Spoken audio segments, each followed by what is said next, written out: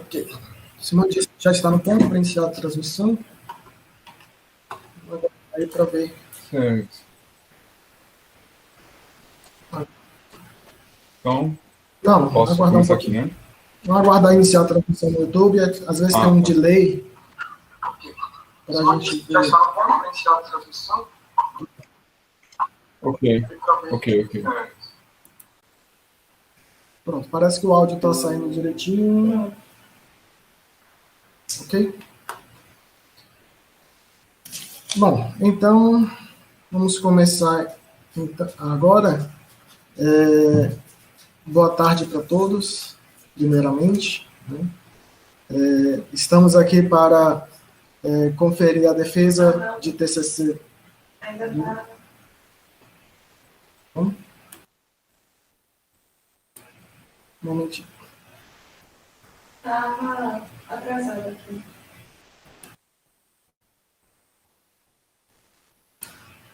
Desculpa. Então, vamos começar aqui a defesa do aluno Daniel Brito. Né? O título já está aí na tela para vocês visualizarem. Gostaria de agradecer aqui a ilustríssima presença do professor Joaquim Bento Cavalcante Neto, né? Professor doutor lá do campus do PC, do Departamento de Computação. Né? Ele é engenheiro civil de formação, mas enveredou na área de CG, na área de computação gráfica, e hoje é um dos principais nomes aí que a gente tem do Nordeste, que está do Brasil, né, na computação gráfica. Também um dos líderes do grupo de estudos em computação gráfica e realidade virtual do campus de PC daqui da UFC, certo? Muito obrigado pela presença, viu, professor? Gostaria de marcar aqui também que teríamos a presença do professor Marcos Freitas, que já participou aqui do nosso TCC1, do Daniel também, lá do campus de Russas, porém, no último fim de semana ele acabou testando um positivo para a Covid, então, visando a recuperação total dele, ele nos comunicou que não poderia participar hoje, né, mas ele se encontra bem, relativamente bem, se recuperando em casa, apenas focando na recuperação total dele, certo? E formando a banca, aí temos também a nossa querida professora Lisier, aqui do campus de Crateús, né? Sua formação em ciência da computação e atuante aí em diversas áreas de redes, linguagens de programação, inteligência artificial. Né? Agradeço bastante aí a sua disponibilidade para estar aqui com a gente também. Certo? Então, sem mais delongas, eu passo aí a palavra para o nosso aluno Daniel Brito. Ele tem de 20 a 30 minutos para fazer a apresentação dele, considerando, é claro, algum problema de conectividade ou algo assim, a gente pode estender um pouco esse tempo, mas acredito aí pelos testes iniciais que vai estar tudo certo, né? Para os alunos que estão acompanhando pelo YouTube, se tiverem qualquer dúvida, podem colocar lá no chat. Depois das considerações da banca, a gente pode visualizar alguma coisa e interagir com vocês também. Ok? Mas é isso. Daniel, sucesso. Estamos... Algo é seu. Certo. Vou começar aqui, então. Primeiramente, boa tarde. Eu gostaria de agradecer a presença da banca e dos colegas que estão presentes aí assistindo. Meu nome é Daniel Brito. Eu fui orientado pelos professores Arnaldo Barreto e Ítalo Ribeiro, e o título desse trabalho é Geração Procedural de Modelos Arquiteturais com Geometria Arredondada, utilizando Selection Expressions. Esse sumário apresenta uma visão macro dos tópicos que serão abordados, que são introdução, fundamentação teórica, trabalhos correlatos, proposta, resultados, conclusão e as referências referências.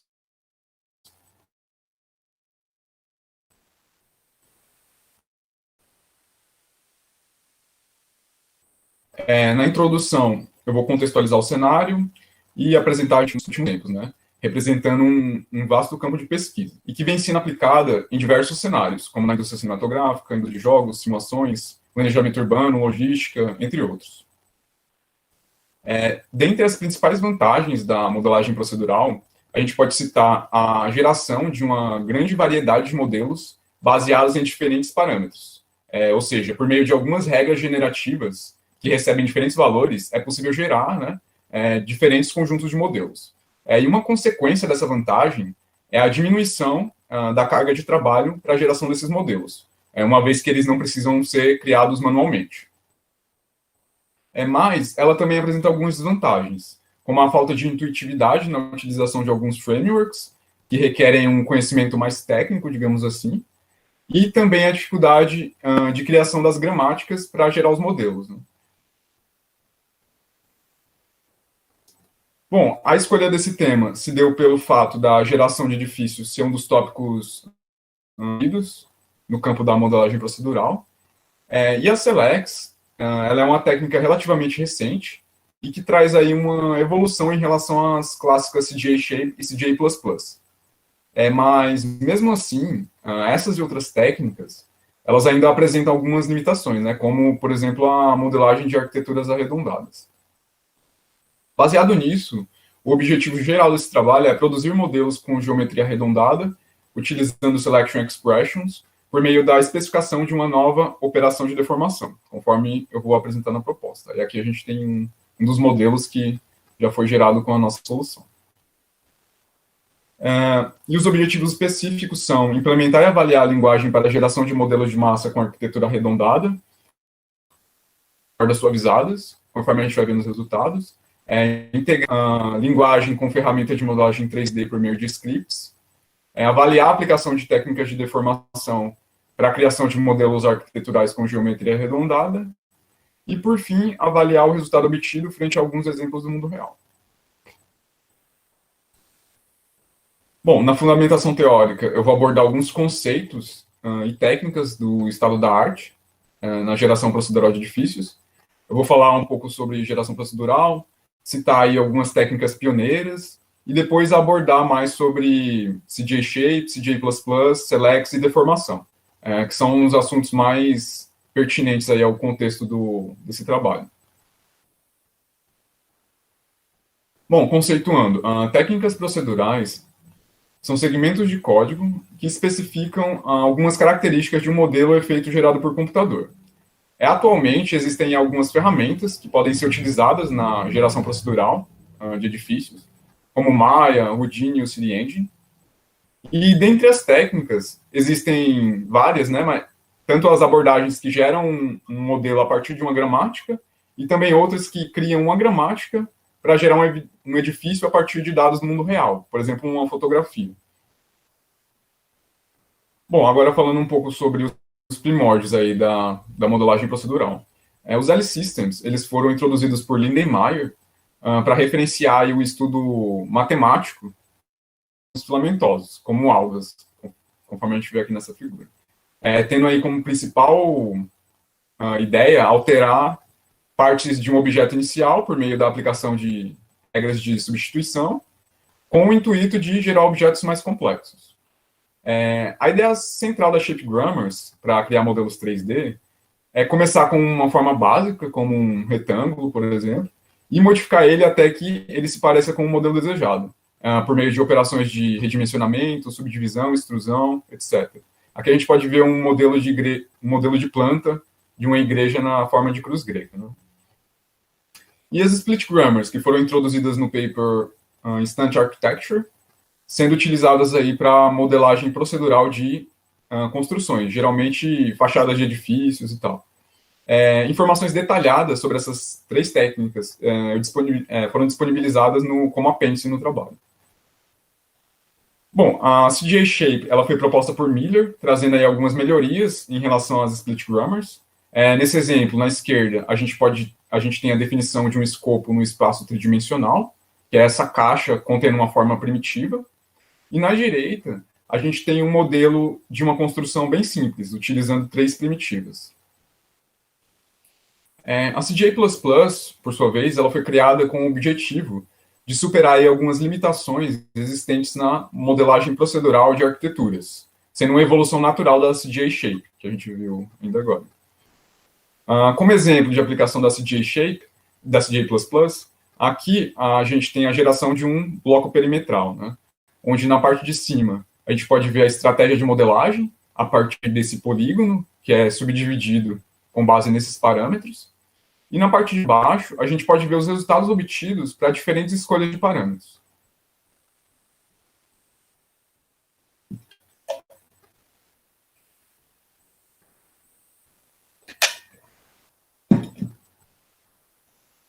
Bom, agora falando sobre a técnica que é o foco desse trabalho. A Selex tem como ideia principal selecionar um subconjunto de formas, utilizando Selection Expressions, visando melhorar aí 2 problemas da CJ Shape e da CJ++. Com uma limitação de coordenação dos elementos num contexto global, por exemplo, para realizar uma operação de alinhamento envolvendo várias formas, e a complexidade na hierarquia de divisão dos elementos, por exemplo, para realizar uma operação em termos de pisos, ou em termos de colunas, ou até um subconjunto específico de ladrilhos numa fachada. Nas especificações da Selex, a gente pode conceituar uma Selection Expression como um recurso da linguagem que serve para especificar como selecionar um subconjunto complexo de formas em uma hierarquia de formas. Na definição de formas, a gente pode encontrar 2 tipos: as formas de construção, que são as formas que representam os modelos de massa em si, e também as formas virtuais, que são utilizadas em conjunto com formas de construção 2D, como uma fachada, e que ajudam na disposição de outros elementos, como janelas, portas e tudo mais. Na linguagem, essa é a sintaxe de uma regra, ou seja, uma selection expression seguida de uma action, e essa é a sintaxe de uma atribuição, com o identificador recebendo um resultado de uma expressão ou um valor, lembrando aí o contexto de programação. Aqui a gente pode ver a configuração de uma selection expression. Essa sintaxe, ela especifica que dentro de cada seletor, cada sequência de seletor, que é dividida por essa barra, existem de 0 a 1 seletores de topologia, 0 a muitos seletores de atributo, ou 0 a muitos seletores de grupo.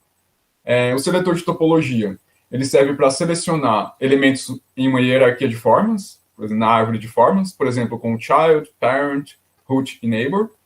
Um seletor de atributo, ele serve para selecionar os elementos que possuem um determinado label, por um determinado label, por exemplo, façade, que é a fachada. E o seletor de grupo, ele serve para selecionar ou manipular, né, colunas ou regiões específicas com esse group roles, group calls e o group regions. Nesse exemplo, a gente tem uma noção de como essas especificações são utilizadas, né? Onde essa selection expression, ela seleciona o descendente do nó raiz, rotulado como façade, né? Daí, a partir desse nó, a forma rotulada como main grid é selecionada, no caso, essa forma virtual aqui.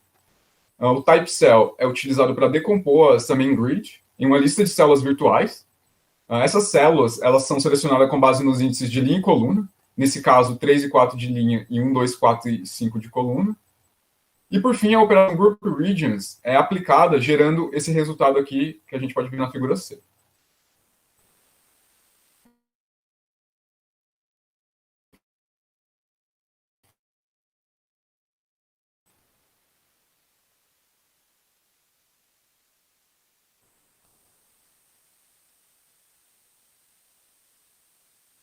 A vantagem da Select, ela apresenta uma estrutura bem mais plana, resultando aí em menos nós intermediários, se comparado com a CJ Shape, aqui em B. Isso porque a Selex, ela não possui uma forma para representar os pisos. Ou seja, esse acesso às linhas e às colunas, ele é feito por meio da consulta na forma virtual. Bom, para finalizar a apresentação da Selex, aqui a gente tem um exemplo mais voltado para o mundo real, para a geração de um edifício comercial. Na figura A, a gente pode ver um polígono da planta, que foi especificado pelo usuário. Na figura B, esse polígono é extrudado. Nas figuras C e D, algumas formas virtuais são aplicadas nas fachadas. Na figura E, um grupo de colunas é selecionado e empurrado para trás. Na figura F e G, um grupo de colunas e células aqui embaixo é selecionado e estendido para frente.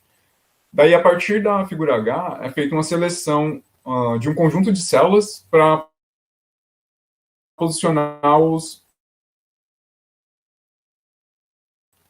as janelas e as portas, depois de adicionar alguns complementos no modelo.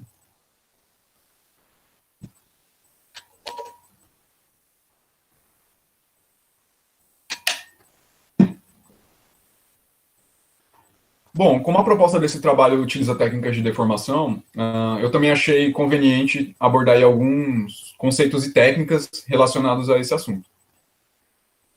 Começando aqui pela definição trazida por Truesdell. No campo da física, a deformação de uma estrutura é qualquer mudança da configuração geométrica do corpo que leve a uma variação da sua forma ou das suas dimensões após a aplicação de uma ação externa. Daí já no campo da computação gráfica, a gente tem a deformação de forma livre, como sendo aí uma das principais técnicas utilizadas nos softwares de modelagem 3D. E como ela funciona? Na deformação de forma livre, é definida uma grade regular de ponto de controle ao redor de um objeto, conforme a gente pode ver nessa figura da direita. E ao deslocar esses pontos de controle, ocorre uma deformação do espaço, conforme a gente pode ver nessa figura da esquerda. Outro exemplo de estratégia são as deformation grammars, que permitem deformar os objetos e preservar aí a sua consistência. Nessa imagem, por exemplo, a figura A representa a modelagem inicial de uma casa, bem simples, e a figura B, o resultado após a aplicação de uma deformação, preservando aí a ortogonalidade da parede e também a disposição dos pisos. Bom, na seção de trabalhos correlatos, eu trouxe 3 papers que abordaram essa questão da geração de estruturas arredondadas em modelos arquiteturais. São eles o Generalized Use of Non-Terminal Symbols for Procedural Modeling, o Procedural Architecture Using Deformation-Aware Split Grammars e o Procedural Modeling of Architecture with Round Geometry. A abordagem do Kreklau, ela utiliza a deformação de forma livre como um objeto não terminal. No exemplo mostrado aqui na figura, as regras à direita basicamente geram uma box, subdividem ela em alguns segmentos e aplicam uma deformação por meio da manipulação de pontos de controle. Daí, no final, a geometria é renderizada, gerando esse resultado à esquerda. Uma extensão às split grammars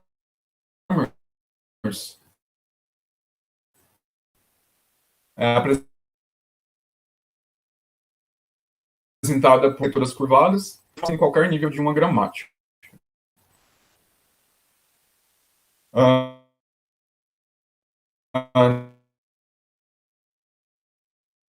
Na figura A, a gente pode ver um edifício com C, a gente pode ver a adaptação desse modelo de acordo com diferentes deformações, que se aproximam aqui de segmentos de círculo e de círculos. Já Deleuze Brunner, ele especifica sistemas de coordenadas personalizados na split grammar definida pelo usuário.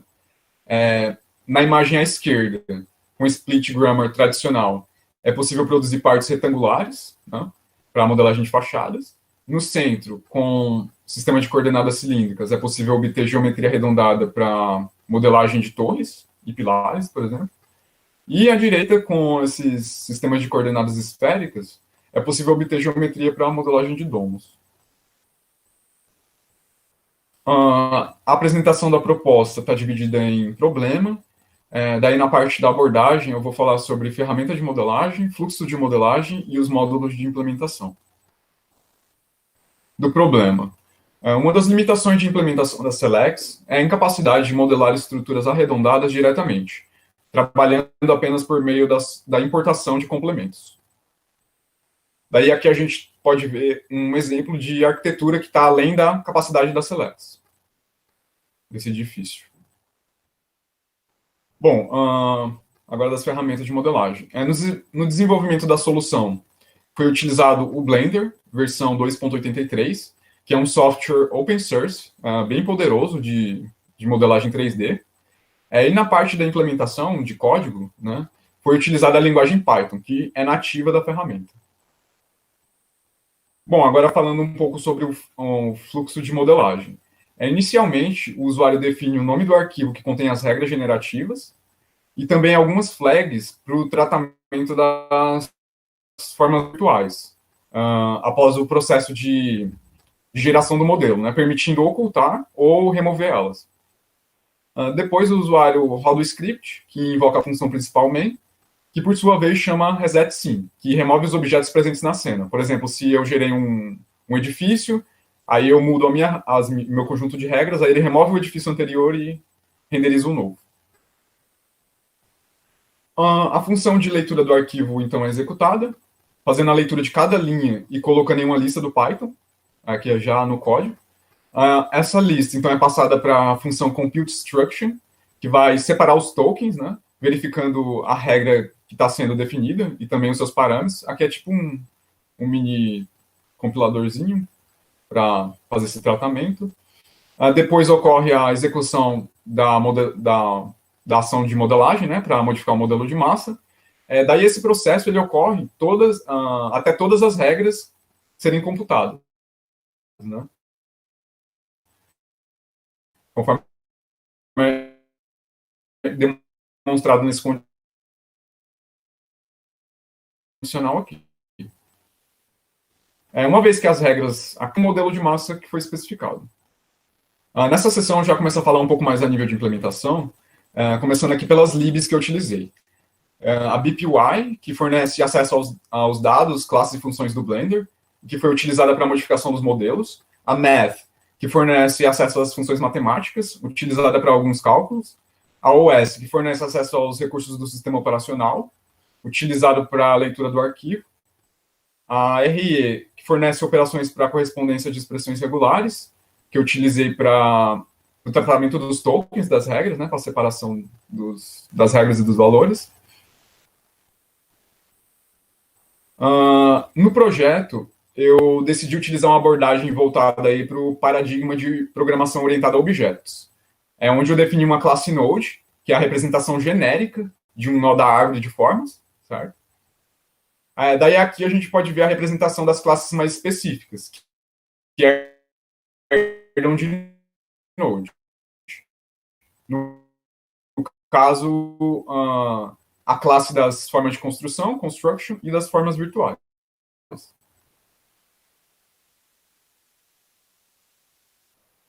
Nesse módulo, eu defino algumas funções que ainda são formas para gerar a forma virtual, a grade virtual. O select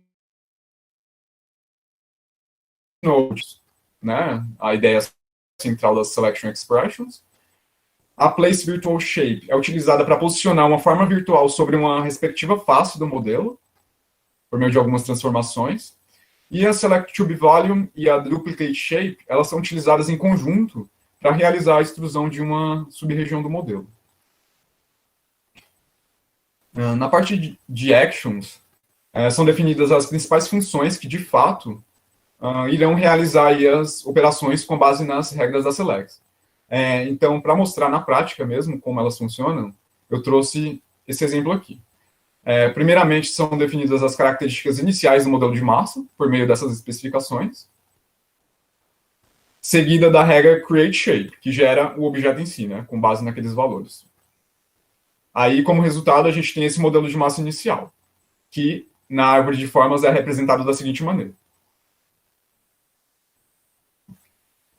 Daí, antes de realizar uma operação de extrusão em uma sub-região desse modelo, é necessário adicionar uma forma virtual, o que é feito a partir da regra createGrid, que eu estou criando aqui uma grade com 3 linhas e 7 colunas, produzindo esse resultado aqui, e a sua respectiva árvore de formas. Para realizar a extrusão de uma sub-região por meio dessa forma, a gente pode simplesmente selecionar as celas, né? Selecionar a face que a gente quer, né? A forma virtual também, E, através dos índices de linha e coluna, a gente chama a action add volume, que vai realizar essa extrusão. E isso gera esse resultado.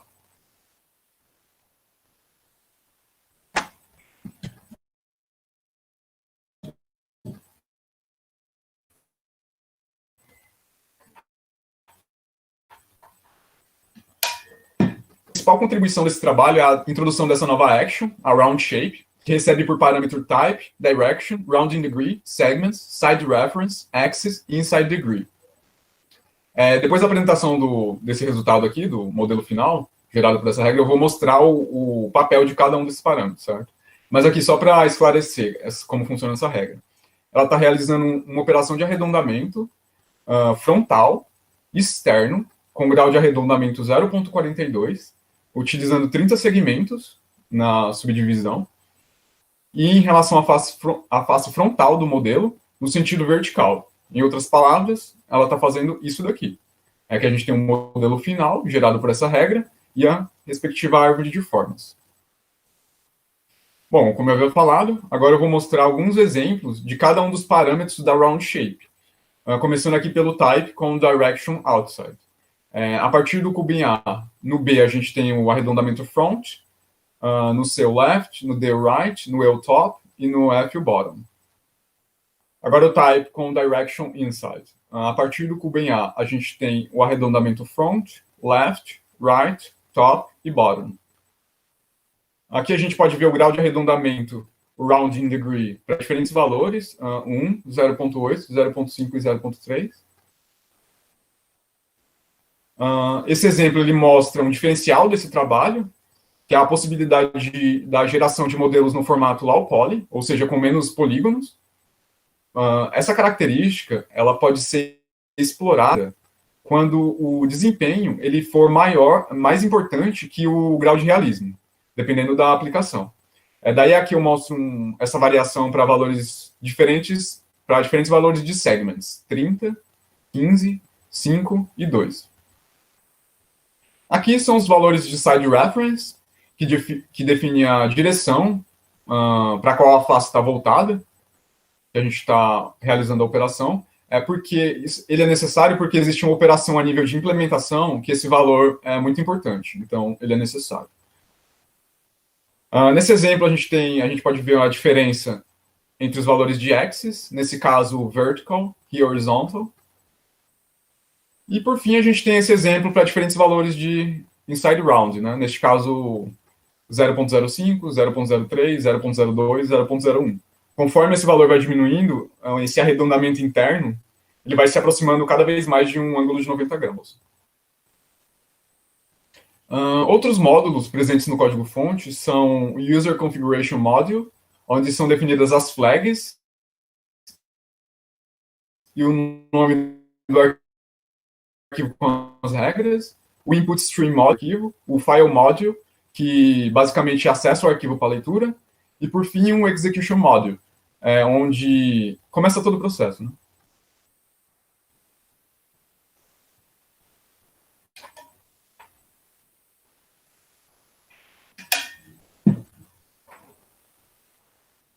A seção de resultados está dividida em modelos gerados, desempenho e restrições.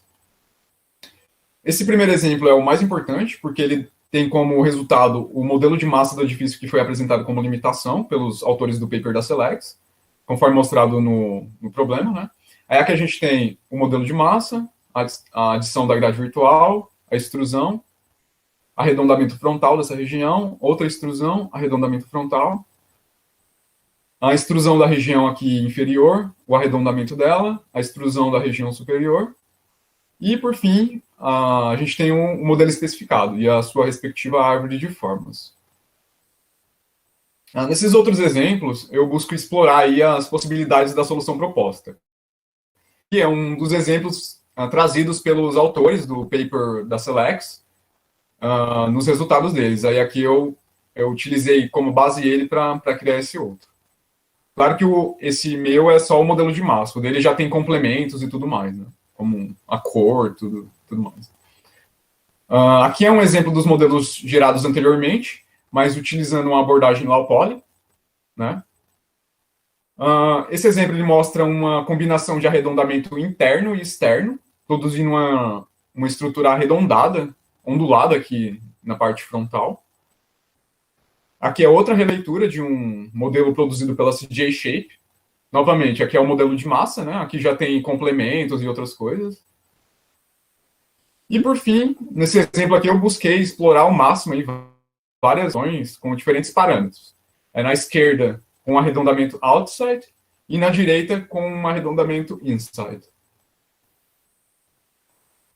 Como esse trabalho é pioneiro nessa questão da geração de modelos arquiteturais com geometria arredondada, utilizando o SELEX,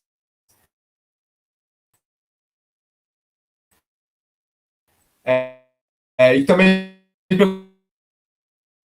pelo fato das estratégias de desempenho e tudo mais, eu fiz um levantamento apenas dos dados estatísticos dos modelos que eu gerei, né? Mas que eles poderão servir aí futuramente se alguém quiser prosseguir na pesquisa e utilizar eles como base. Aí eles estão representados por meio dessa tabela, por meio da figura no trabalho, a quantidade de regras, vértices, arestas, faces e o tamanho do arquivo final, o ponto blend.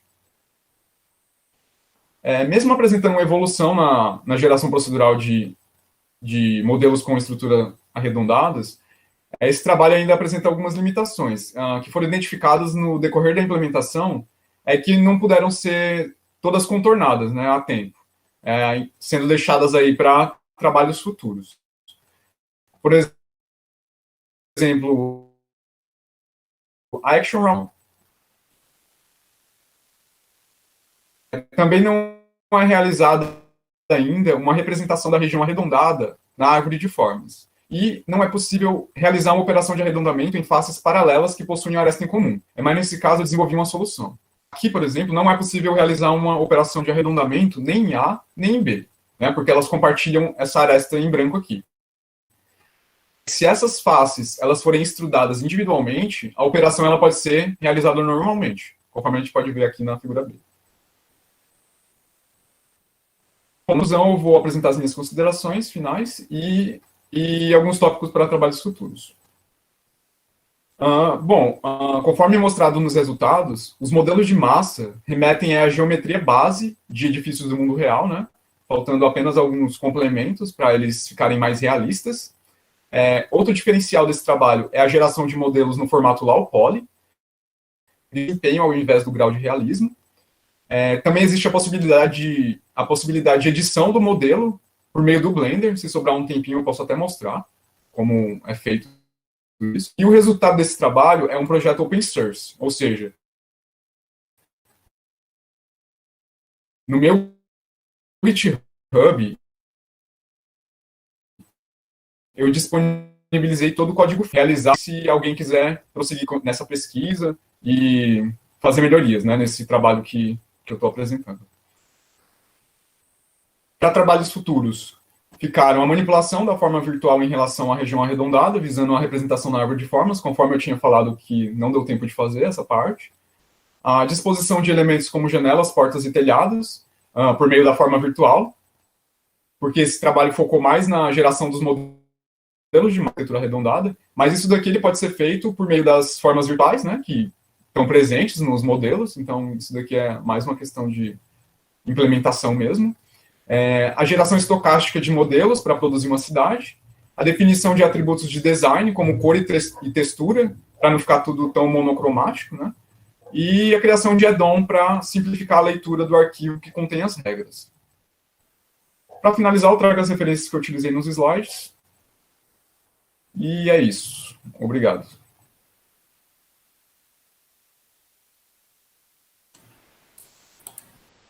Obrigado, Daniel. O professor Bento e a professora Lisier conseguiram acompanhar direitinho a apresentação? Aqui, para mim, teve algumas travadas momentâneas, mas eu acredito que não deu para perder nada importante, assim, a nível de informação, né? Isso, foi clara a apresentação dele. Tranquilo, deu umas travadinhas, mas está tudo tranquilo. Pronto, ótimo, então. Bom, então, vamos começar a consideração da banca. Eu gostaria de convidar o professor Bento para começar com as contribuições. E aí, no caso, depois, eu acredito que fique melhor na nossa dinâmica, a gente ver todas as considerações do membro da banca para depois deixar o Daniel responder algum questionamento ou coisa assim, certo? Então, a gente vai anotando aqui todas as considerações do professor Bento e aí depois a gente dá faz a discussão necessária. Ok? Professor Bento, por favor. Bom, obrigado. Eu queria agradecer de novo aí o convite, né? Acho que é muito legal.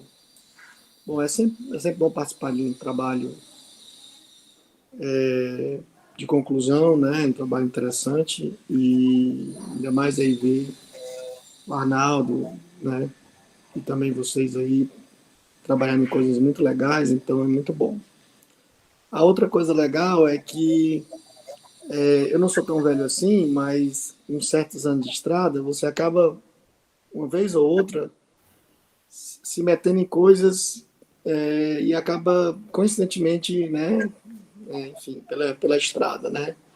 Eu digo isso porque alguns anos atrás, um aluno meu, e do Creto, né, que ele era orientador, eu era orientador, ele trabalhou exatamente com modelagem procedural, né?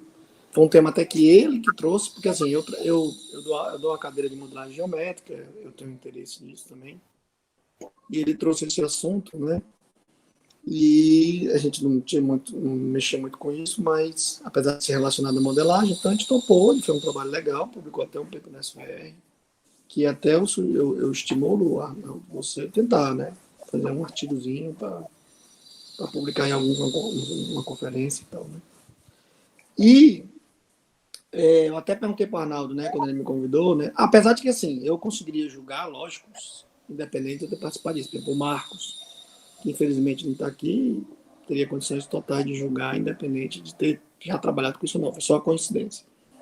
Eu até falei para o Arnaldo que eu falei sobre isso, né? Aí na época a gente ficou em dúvida se tinha mencionado o trabalho do Caio ou não, mas está lá nas referências, então dessa aí ele escapou, porque não é grave, né? Mas eu ia dizer assim, rapaz, cadê o trabalho do Caio, né? Mas está lá nas referências, né? Então está citado que foi exatamente modelagem procedural com split grammars, né? Que ele falou muito sobre isso. Então, feita essa introdução rápida, eu não vou me alongar muito, eu queria dizer que eu gostei bastante do trabalho, eu acho que para o TCC está muito bom. Então, já vou deixando o Daniel e o Arnaldo aí tranquilos, a minha avaliação é que o trabalho é muito bom, tanto é que eu acho até que vocês podem tentar um artigo, eu posso até colaborar se vocês quiserem para revisar, sem interesse no trabalho de vocês. E eu tenho pequenas dúvidas / considerações. Bom, a primeira consideração é que você falou no trabalho, né? E falou, foi legal ter falado, que, por exemplo, se eu pegasse o trabalho do Caio e fosse fazer o que você se propôs a fazer, uma possibilidade seria exatamente fazer aquela segunda referência, né? Que era pegar split grammars e arredondar, né? Você fazer geração com split grammars e arredondar. Ou até o terceiro também, né? Do Eddels Bruno. Mas eu acho que tem mais relação do que... Deixei mais pra cá, tem um cachorro na minha frente, ele vai adotar. Teria mais relação com o segundo. Aí a minha pergunta é o seguinte, não é crítico, tá? Não é... Mas, assim, eu senti um pouco de falta de comparação com esse trabalho, porque ele faz coisas arredondadas, né? Então, por exemplo, porque você fez muito assim, naquela tabela que você fez no final, você disse assim, eu não vou comparar com nenhum trabalho que usou selects, né? Tudo bem, mas eu acho que também você podia comparar com outros trabalhos, aqueles trabalhos que fazem coisas round, né? Eu não sei se eu pergunto ou eu te anota, como é que a gente faz, Arnaldo? Já vai responder? Como é que você quer fazer?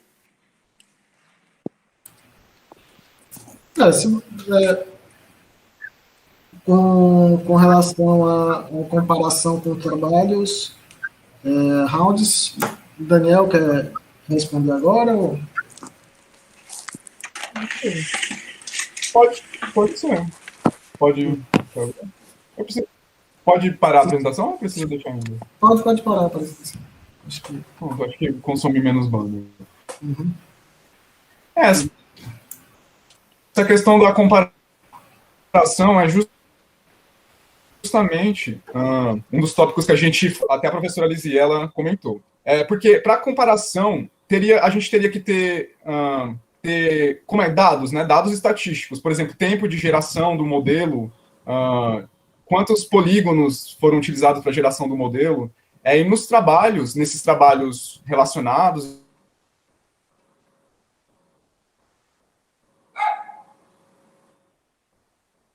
foi apenas uma comparação estética. Por isso que, nesse caso das Selection Expressions, a gente não teve meio que uma base de comparação com base em relação a outros trabalhos, né? Também é um pouquinho complicado, professor, durante a graduação, um aluno de graduação reimplementar o que é feito em alguns artigos ou algo do tipo, para poder fazer esse tipo de comparação, né? Então, a gente tentou focar mesmo na comparação visual, na comparação estética da coisa, do que fazer essa comparação a nível de código com esses trabalhos, né? Não, tá perfeito. Eu acho que era mais uma dúvida / sugestão, mas eu sei que isso, no escopo de um TCC, isso aí foge ao escopo do TCC, né? Se fosse talvez um mestrado, um doutorado, né? Aí seria interessante. Mas eu acho que talvez, mas de novo, não é crítico não, viu? Tá ótimo. Podia falar um pouco mais sobre isso, sabe? Tipo assim, não era escopo desse trabalho comparar, e a gente comparou só visualmente, escrever isso, entendeu? Só deixar claro que isso lá no texto, né? E também que vocês compararam, talvez, visualmente, né? Algumas informações a mais sobre isso, entendeu? Certo? Para deixar claro. A segunda observação é o seguinte, também não é muito crítico, porque, de novo, no TCC a gente não exige uma revisão bibliográfica muito avançada, mas só tem 3 trabalhos, tu só achou 3 trabalhos que fazem round? Sim, só tem 3, né? Só achou 3. Eu achei 3. Achei pouco. Dessa parte arredondada. Eu achei pouco. Quando você acha pouco, pode ser 3 coisas. O meu número cabalístico é 3, né? Não é 7, não. Primeira coisa, você não procurou direito, né? O que não é crítico, porque, de novo, TCC não é tão crítico, mas pode ter acontecido.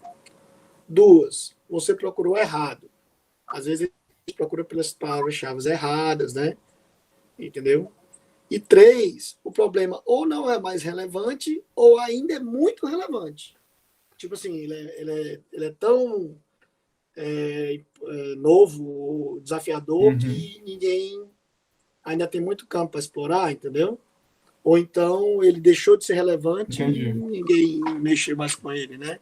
Apesar de que ele deixar de ser relevante, eu acho que nesse caso não, porque realmente a modelagem procedural ela é muito importante, né? É muito usada, né? Entendeu? Inclusive para cenários, né? Construção de arquitetura e tal.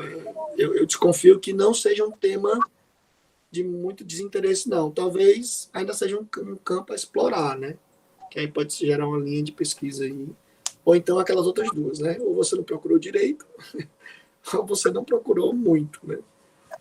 Mas eu achei assim, talvez eu achei pouco, né? Mas enfim, isso é só um comentário. E o último é que, assim, também não é crítico, né? Eu não sei qual foi o modelo que tu usou das referências, mas eu achei elas um pouco incompletas. Vou lhe dar um exemplo, né? Na minha seara. Você vê que eu olho, né? Assim, para valorizar o trabalho de vocês, eu leio. Porque tem gente que não está nem aí, né? Nem olha, nem nada, mas eu acho que é um desrespeito até para o aluno, para o orientador, né? Assim, a gente tem que colaborar, tentar contribuir, né? Eu acho um desrespeito. E, assim, nós estamos tentando fazer um pouco de ciência, né?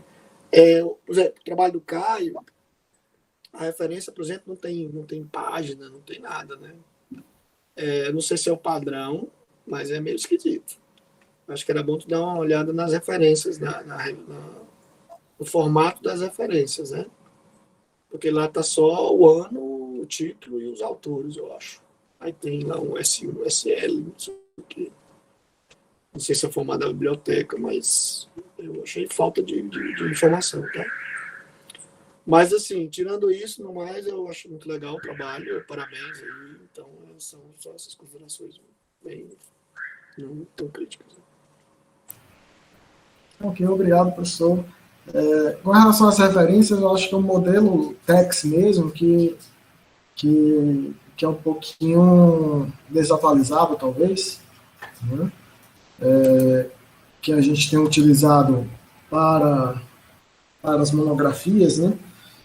E aí... Como? Legal? Eu tive que conectar em outra internet, outra rede. Tá. Tava lenta a outra.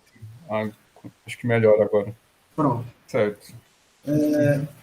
Daí, sobre a questão das referências com trabalhos arredondados, eu acredito que certamente um trabalho, como posso dizer, uma pesquisa mais aprofundada em termos dos trabalhos poderia trazer outros trabalhos, mas a gente tentou mesmo captar alguns principais, né? A gente não queria deixar o trabalho tão inflado, por assim dizer, com diversos trabalhos, e aí acabaria deixando o documento um pouco cansativo, né? Então a gente meio que escolheu mesmo colocar alguns poucos trabalhos principais, né? Mas certamente procurando com mais calma teria muitos mais trabalhos, alguns mais trabalhos relacionados, né, correlatos. E também tem a questão de dificuldade também da linguagem, né? Às vezes tem alguns trabalhos, por exemplo, do laboratório de Zurich, né, que trabalha bastante com essa questão de modelagem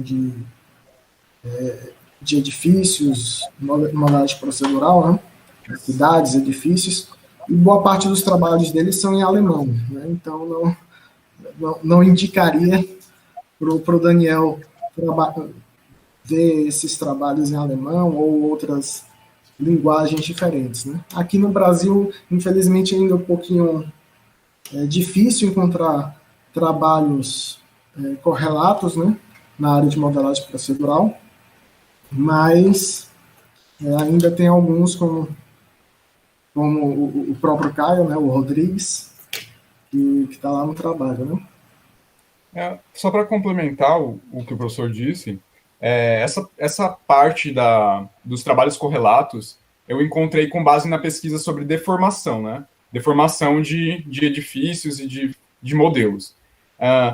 De fato, existem muitas técnicas de deformação, mas para deformação de edifícios, assim, voltado especificamente para edifícios, esses foram os mais pertinentes, assim, que eu achei importante para trazer para o trabalho. Acho que por isso que podem ter sido poucos, assim, o professor deve ter achado poucos. Mas é que nem o professor falou, para o contexto desse trabalho, eu acho que esses foram os mais pertinentes, assim. Tem até outros aqui, que eu não cheguei a colocar, mas porque eles não são voltados para edifícios, eles são voltados para outras áreas, tipo arte mais voltada para ambiente, tipo árvores, essas coisas, ambiente mais arborizado, sabe? Essas coisas assim. Mas não especificamente para edifícios. Mas sem dúvida esses que você botou estão bem dentro do assunto. Então eles estão bons. Os que você botou estão bons, realmente. Ok, então agradeço aí as considerações do professor Bento. Se tiver qualquer outra anotação, a gente pode conferir depois, viu, professor? É só enviar para a gente pode considerar. Então, passo agora a palavra para a professora. Aliás, Arnaldo, só um comentário, né? Se bem que tu tá passando no YouTube, né? Fica gravado, né? Tipo assim, a gente tem gravado as defesas, porque assim, eu podia passar de novo para vocês esses tópicos que eu falei. Mas aí quando fica gravado, a pessoa vai e assiste e não precisa, né? Mas tá no YouTube, né? Vocês podem olhar de novo, né? Isso, Tá bom, beleza. Okay. Obrigado. Professor, professor. Passo para as suas considerações, por favor. Obrigada, Arnaldo. Obrigada, Ítalo, por estar participando da banca novamente do Daniel, por também compartilhar a participação da banca com o professor Bento, que é referência na área de computação gráfica. Todos os professores daqui do nosso campus falam muito bem do senhor, professor, então é um prazer estar aqui na banca junto com o senhor. As minhas considerações sobre o trabalho de Daniel é renovar os elogios, né, que eu teci no TCC1 dele. O trabalho é muito bem escrito, muito bem acessível a qualquer aluno que tem interesse na área de CG, mas principalmente na área específica que o trabalho está incluído. E ao ler o trabalho, né, já que eu já conhecia boa parte dele, pude ver que vocês melhoraram a fundamentação teórica, expandindo um pouco mais algumas seções, isso foi muito bom, já que no TCC1 ele já tinha um corpo muito bom de trabalho, né, de pesquisa, então pude ver que vocês conseguiram aprimorar ainda mais o trabalho. Porém, nos resultados, eu acho que minhas considerações são bem semelhantes ao professor Bento, com relação a tentar demonstrar, né, o diferencial do trabalho de vocês frente àqueles outros trabalhos que vocês apresentam como trabalhos correlatos. Então, a apresentação do TCC, acredito que foi na imagem 63, que no trabalho escrito é a 62, pelo que eu pude ver aqui, vocês relataram, né, que esse seria uma demonstração de um dos potenciais do trabalho, da contribuição do trabalho de vocês. Então, eu acho que é importante quando vocês vão falar sobre os resultados, onde vocês apresentam uma imagem de um dos trabalhos correlatos que vocês citam, e apresenta a representação que vocês conseguiram atingir, que vocês elaborem um pouco mais, né, a descrição sobre esses resultados que vocês alcançaram. Foi interessante ver na sessão de vocês que vocês colocam as restrições que vocês encontraram no decorrer da pesquisa de vocês. Mas eu acho também, para além das restrições, que é algo que a gente não encontra muito, né, com frequência na escrita das nossas pesquisas, relatar as dificuldades que nós tivemos, né, é importante, assim como essa seção das restrições, também valorizar o que vocês encontraram. Então, eu sei que vocês fizeram um comparativo, mesmo que seja uma percepção visual, mas que essa percepção ela esteja descrita. Eu acho que isso foi um ponto, como o Daniel comentou, que eu levantei na defesa do TCC1, de tentar encontrar algum mecanismo onde vocês poderiam fazer comparações, mesmo que não pudesse, né, executar o mesmo procedimento que foi realizado em outros trabalhos, mas talvez uma descrição dizendo que a percepção de vocês foi visual, traz para quem for tomar o trabalho de vocês como um trabalho a ser seguido, um recurso melhor até para comparar, né, os próximos trabalhos com os trabalhos de vocês. E, por fim, eu acho que era muito importante, já que a pesquisa de vocês é uma pesquisa inovadora na área de vocês, né? Que talvez pode abrir, como o professor Bento falou, uma nova linha de pesquisa, um interesse de demais alunos do nosso campus e de outros, senti que era necessário, já que vocês tão bem contextualizaram a problemática, né, do trabalho de vocês, também fundamentaram as técnicas que vocês utilizaram, que é importante também vocês apresentarem o impacto do trabalho de vocês para a área específica, né, que o trabalho se inclui.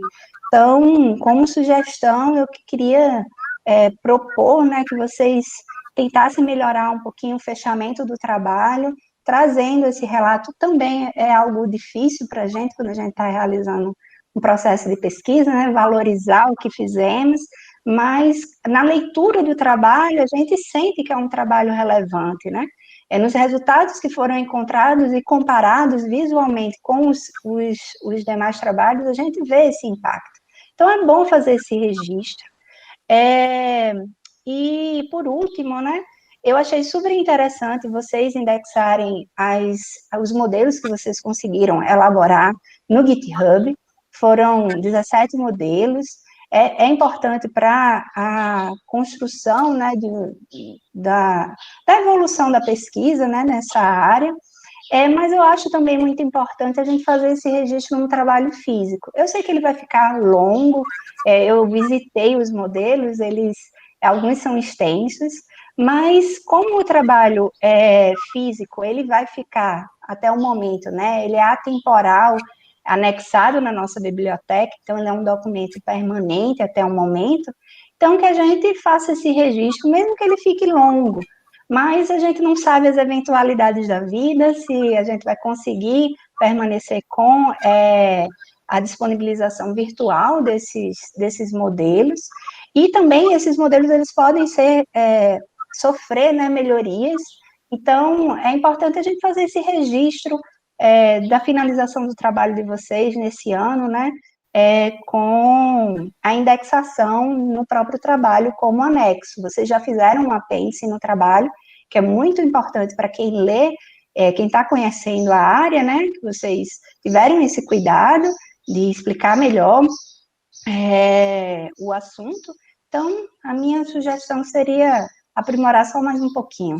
E, no mais, o trabalho está muito, muito bonito, muito acessível, e é decorrência, né, de todo o histórico que Daniel teve no seu curso. Então, eu parabenizo os seus orientadores pela condução do trabalho, por você, Daniel, pela execução dele, e também não só pelo trabalho em si, mas por seu histórico no seu curso. Então, é isso. Muito obrigada. Obrigado, professora.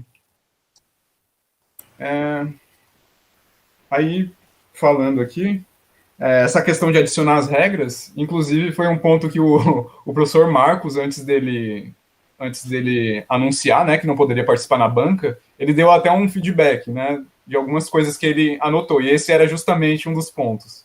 Então, acho que realmente é pertinente a gente colocar. O professor Arnaldo, ele até falou durante o desenvolvimento do trabalho, acho que foi o professor Arnaldo Whittle, falou para anexar. Aí eu falei que ia ficar, só as regras iam dar praticamente a metade do trabalho. Aí no final eu sugeri colocar no GitHub e disponibilizar o link. Mas se os professores acham conveniente colocar no trabalho, então é porque é necessário mesmo. Então, essa parte é sobre isso. Aí essas questões de heurística de comparação e de apresentar a nossa contribuição para a computação gráfica, aí eu vou conversar com os professores para a gente desenvolver aí um texto para colocar, para complementar. Mas obrigado, professora. Obrigado, professora Lisier, mais uma vez contribuindo aí com o nosso trabalho. Professor Ítalo, co-orientador aqui do nosso aluno, gostaria de falar alguma coisa? Eu queria agradecer pela participação dos professores, né, pelas contribuições que realmente foram muito boas, que vão ajudar muito no trabalho. A gente ainda tem algumas dessas coisas, né, como o Daniel falou, a gente tinha comentado, adicionar ou não, aí depois, nas dúvidas, depois de muita discussão, acabou algumas coisas saindo e outras sendo incluídas no trabalho. Mas agora, com mais recomendações na banca, então a gente vai organizar isso aí. Mas no mais, agradecendo as contribuições da banca, realmente foram muito boas. Obrigado, professor. O professor Bento comentou sobre a possibilidade de fazer publicações, né? Já está nos planos da gente, a gente trabalhar em cima de artigos, provavelmente para o CIBGRAPH. A gente está vendo aí a possibilidade de submeter um artigo relacionado a esse trabalho lá para o evento, né? Enfim, Eu vou chamar aqui agora os membros da banca para uma sala secundária, para a gente deliberar sobre a apresentação e o trabalho, tá certo? E daqui a pouco voltamos para essa sala para anunciar o resultado e finalizar o nosso evento. Beleza? Uhum. Estou enviando aqui o convite. Daqui a pouco voltamos.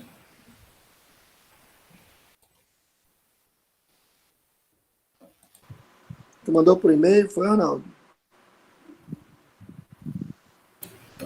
Mandei agora pelo WhatsApp, professor, caso eu acho que talvez fique melhor para acessar. Pelo meu WhatsApp? Uhum, Pelo meu? isso. Dá para acessar aí pelo Tá bom. WhatsApp? Se Eu quiser, vou eu mando acessar. também. Não, tá bom. Acesso lá. Depois eu volto para cá. Pronto.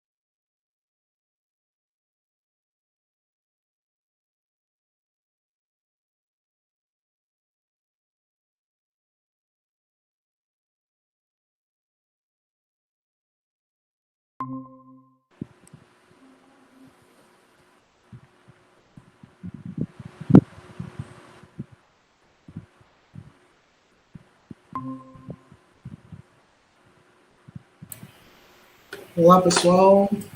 Demoramos um pouquinho, mas estamos retornando. Mais uma vez, gostaria de agradecer aqui aos membros da banca, professor Dr. Joaquim Bento, professora mestra Lisier Marie Andrade, orientador, professor mestre Ítalo, né, aí, contribuindo com o nosso trabalho.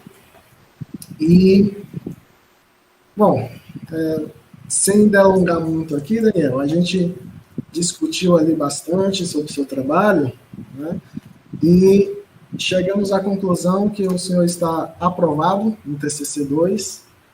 Obrigado, gente. Quanto? 9. Obrigado, gente. Certo? Tá certo. Parabéns, viu, Daniel? Parabéns. Obrigado, professor. Obrigado. Parabéns, Daniel. Obrigado, professor Lisier. Siga em frente, você tem um futuro maravilhoso. Obrigado. Tira uma foto aí, Arnaldo. Bate um print. Deixa eu ligar Vê minha se o câmera Daniel aqui. pode aparecer aí rapidamente, né? Pronto, liguei. Tava desligado para consumir menos banda. Vou até me ajeitar mais aqui, que eu tô no sofá. Prontinho.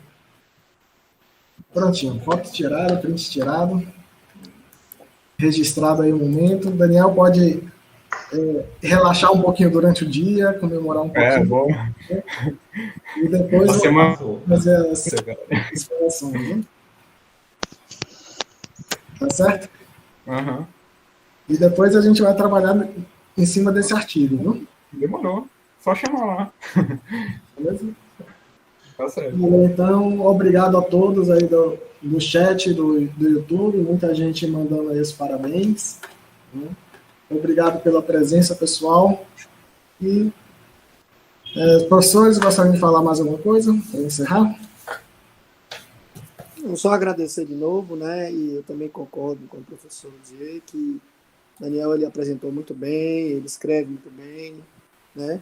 É uma maturação do trabalho, aquelas pequenas observações que a gente fez, mas nada muito crítico. E eu acho que você vai em frente que você tem futuro. Obrigado.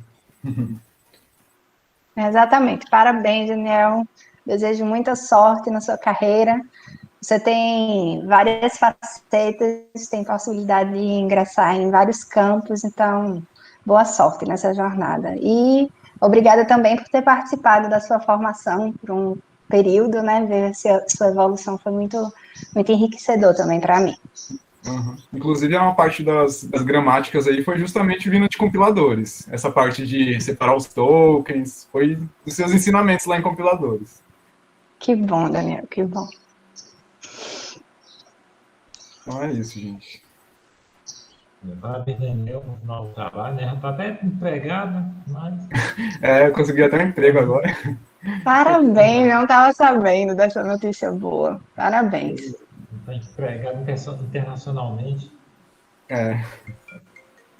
Reflexo do potencial dele. Vai ficar tudo certo. Ok, então, obrigado a todos mais uma vez. Vamos encerrar então aqui a nossa transmissão. Muito obrigado a todos. Tchau, até tchau. a próxima. Tchau, gente. Muita saúde a todos. Tchau. Até a próxima. Até mais. Tá.